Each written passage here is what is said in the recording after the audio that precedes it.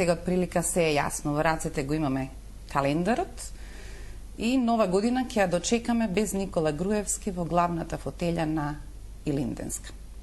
Имате ли вие целата слика? Зошто боксерот во Илинденска пред една година не ве свати сериозно, или што е тоа што го занесе Никола Груевски за денеска да го доведе, да не разговара за техничка влада која тој ќе ја предводи на изборите, туку да го гледаме календарот кој во декември ја има запишано неговата демисија од Илинденска?